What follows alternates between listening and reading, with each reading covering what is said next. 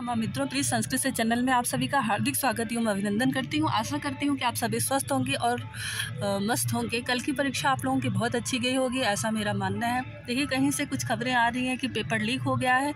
यदि ऐसा हुआ है तो ये बहुत ही गलत बात है। मतलब सीबीएसई को इसके खिलाफ सख्त नियम बनाने चाहिए थे। इस तरीके की चीज़ें कैसे हो गई, विद्यार्थियों को थोड़ा दिक्कत हो जाती है। जो अच्छे विद्यार्थी हैं, जब उनके हित में कार्य नहीं होता और बिना पढ़े लिखे विद्यार्थी अच्छे अंकों को प्राप्त कर लेते हैं तो थोड़ा सा कष्ट होता है। लेकिन देखिए, और सीबीएसई से गुजारिश भी करूँगी कि सीबीएसई इसकी जांच करें और इस बात में कितनी गहराई है इसके तह तक जाए, और ताकि छात्रों के हित में फैसला आ सके। देखिए, किसी भी कार्य को जो चीज़ हो गया उसको लेकर बैठना जो है एक अच्छे विद्यार्थी का लक्षण नहीं माना जाता है। हमें क्या है, हमें ज़िंदगी में आगे बढ़ना चाहिए। जो चीज़ें हो गई वो वापस नहीं आएंगी। तो अभी जो है हमारे पास, हम लोग के पास देखिए समय भी बहुत कम है ना। समय कम है और ऐसे में हम एक ही चीज़ को लेकर बैठ जाएंगे। यदि अपनी जो प्राथमिकता है वो पढ़ाई को ना देते हुए हम इस पर दे देंगे तो हमें लगता है कि ये ठीक नहीं होगा, उचित नहीं होगा, अपने लिए ही आप गलत करेंगे। तो देखिए, जो कुछ हो गया वो हो गया। इसको हम साथ साथ करते हुए अपनी प्राथमिकता आगे की तैयारी की ओर देते हुए हम लोग प्रैक्टिस सेट में लगे रहेंगे। हम लोग अपनी पढ़ाई को तत्पर रखते रहेंगे और साथ ही साथ इस बात को भी पता करते रहेंगे कि हाँ, ये कैसे हुआ, क्या हुआ। क्योंकि देखिए, ये भी जानना ज़रूरी है, लेकिन इसको प्राथमिकता नहीं देना है। हमें अपनी नेक्स्ट तैयारी, जैसे आप सीटेट पास करेंगे तो सुपर टेट की तैयारी में आप लग जाइए, जो भी आगे आप तैयारी करना चाहते हैं। तो चलिए, इसी लक्ष्य को ध्यान में रखते हुए हम अपने प्रैक्टिस सेट को रेगुलर किए हुए हैं। आज हम लोग प्रश्नों को हल करेंगे जो कि संस्कृत व्याकरण से बनते हैं। देखिए, जो व्याकरण के प्रश्न हैं ये आपके सुपर टेट, एस टेट और सी टेट, इसके अलावा बिहार टेट, बिहार स्टेट, सभी जगह हैं जहाँ पर संस्कृत भाषा पूछी जाती है वहाँ के लिए उपयोगी है। तो ऐसा कुछ नहीं है कि सिर्फ सी टेट वालों के या यूपी टेट वालों के लिए ये वीडियो है। ये वीडियो आप सभी देख सकते हैं। वे अभ्यर्थी जो संस्कृत के अभ्यर्थी हैं या संस्कृत जहाँ पूछा जाता है, यदि आप किसी परीक्षा की तैयारी कर रहे हैं वहाँ संस्कृत पूछा जा रहा है तो ये आपके लिए उपयोगी हो सकता है। चलिए, प्रैक्टिस सेट की शुरुआत करते हैं और देखिए, हम प्रार्थना करेंगे कि विद्यार्थियों के हित में फैसला आए और आप सभी सफल हों। आप सभी 2024 में अपनी नौकरी को प्राप्त करें, ऐसी शुभकामना के साथ प्रैक्टिस सेट की शुरुआत करते हैं। प्रश्न संख्या 24। जो प्रश्न संख्या 24 कह रहा है, ई का उच्चारण स्थान क्या है? क्या ओष्ठ है, क्या कंठ है, क्या तालु है, क्या मूर्धा है? तो आपने एक सूत्र पढ़ा होगा, इचु ऐसा नाम तालु, यानी ई और चा वर्ग और शा, इन सबका उच्चारण स्थान क्या होता है? तालु होता है। चलिए, अगले प्रश्न पर आते हैं। प्रश्न संख्या 25 कह रहा है कि ता वर्ग का उच्चारण स्थान है। तो ऋतु लसा नाम दंता, लि और ता वर्ग, इन सब का उच्चारण स्थान दंत होता है। ता वर्ग यानी तथा दादा न।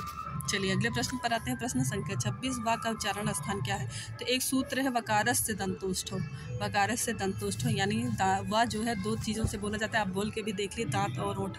जो ओठ है आपका दांत में टच करेगा तो वकारस से क्या होगा? दंतोष्ठ। ऑप्शन नंबर सी, दो जगह से बोला जाता है दंतोष्ठ। ऑप्शन नंबर सी आपका सही हो जाएगा। अगले प्रश्न पर आते हैं। प्रश्न संख्या 27, स्पर्श वर्णों का अभ्यांतर प्रयत्न क्या होता है? संस्कृत में प्रयत्न दो होते हैं। वर्णों के उच्चारण करने में दो प्रकार के प्रयत्नों को यूज़ करते हैं। क्या अभ्यांतर प्रयत्न होते हैं? एक बाह्य प्रयत्न। अभ्यांतर प्रयत्न वे होते हैं जो अंदर से प्रयत्न किए जाते हैं, और बाह्य प्रयत्न होते हैं जो उच्चारण करने में बाहरी रूप से मतलब सहायक होते हैं। तो अभ्यांतर प्रयत्न 5 होते हैं और बाह्य प्रयत्न 11 होते हैं। तो इसमें पूछा गया है कि स्पर्श वर्णों का अभ्यांतर प्रयत्न क्या होता है?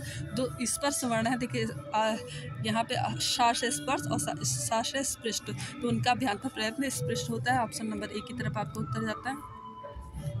अगले प्रश्न पर आते हैं। प्रश्न संख्या 28 कह रहा है कि अभ्यांतर प्रयत्न के आधार पर का वर्ग का ध्वनि वर्ग क्या है? तो का वर्ग देखिए, अभ्यांतर प्रयत्न के आधार पर जो है वो स्पर्श संघर्षी वर्ण है। सॉरी, स्पर्श संघर्षी नहीं है, संघर्षी भी नहीं है। देखिए, इसी तरह से ऑप्शन सेम दे देते हैं जिससे आदमी कंफ्यूज हो। पार्श्विक भी नहीं है, बल्कि जो का वर्ग हैं, जो भी वर्गीय व्यंजन है वो सभी स्पर्श के अंतर्गत आते हैं। ठीक है, चलिए अगले प्रश्न पर आते हैं। प्रश्न संख्या 29। प्रश्न संख्या 29 कह रहा है कि निम्नलिखित में संघर्षी ध्वनि वर्ग किसका है?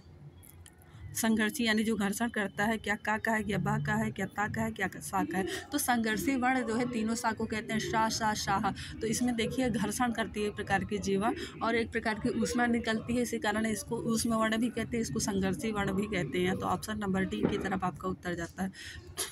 प्रश्न संख्या 30, संस्कृत में सा प्रश्न संख्या 30 कह रहा है कि संस्कृत में सा कौन सी ध्वनि कहलाती है? ऊष्म ध्वनि, अंतस्थ ध्वनि, अनुनासिक ध्वनि या स्पर्श ध्वनि। अभी हमने पहले ही बताया था कि तीनों सा जो है इसमें एक प्रकार की ऊष्मा निकलती है, इसलिए इनको ऊष्म ध्वनि कहते हैं। तो ऑप्शन नंबर ए की तरफ आपका उत्तर जाता है। प्रश्न संख्या 31 कह रहा है कि संस्कृत में अंतस्थ वर्ण कितने हैं? तो अंतस्थ वर्ण वे होते हैं जिनके उच्चारण में जब उच्चारित करते हैं तो जो हवा होती है वो अंदर ही स्थित रहती है। तो ऐसे वर्ण कौन से हैं? ऐसे 4 वर्ण हैं। 11 लावा, देखिए अंदर ही स्थित है, हवा बाहर नहीं आ रही है, इसलिए ऐसे वर्ण संस्कृत में कितने हैं? अंतस्थ वर्ण 4 हैं। या व राला, ये सब क्या है? इनको बोल के भी आप देख लीजिए। तो अंदर जो है हवा नहीं आ रही, बाहर ही अंदर ये वर्ण स्थित है, बाहर की तरफ नहीं निकल के आ रहे हैं। प्रश्न संख्या 32 कह रहा है कि संस्कृत में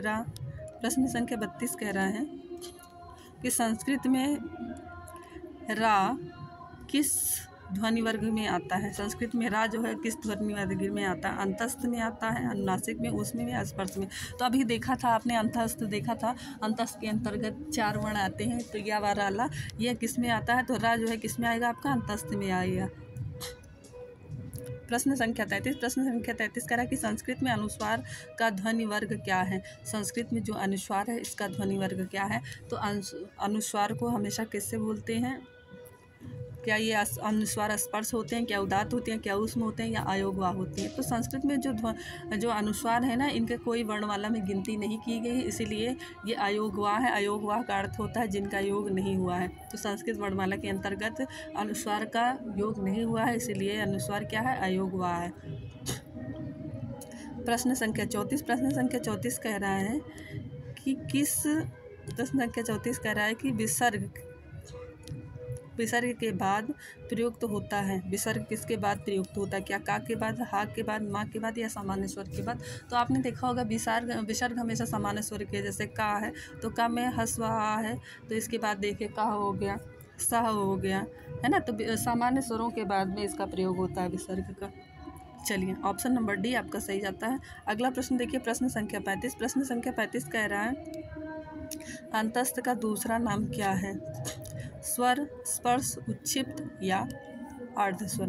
तो देखिए जो अंतस्थ वर्ण है यारा अलावा इनको अर्धस्वर भी कहा जाता है, ये आधे स्वर भी हैं, इनको अर्धस्वर भी कहा जाता है। तो ऑप्शन नंबर सी आपका सही होता है। अगले प्रश्न पर आते हैं, प्रश्न संख्या 36 कह रहा है कि पाणिनि शिक्षा। प्रश्न संख्या 36 कह रहा है कि पाणिनि शिक्षा में ध्वनियों का वर्गीकरण कितने भागों में हुआ है? तो पाणिनि शिक्षा में ध्वनियों का जो वर्गीकरण है वो 5 भागों में हुआ है। कितने भागों में हुआ है? 5 भागों में हुआ है।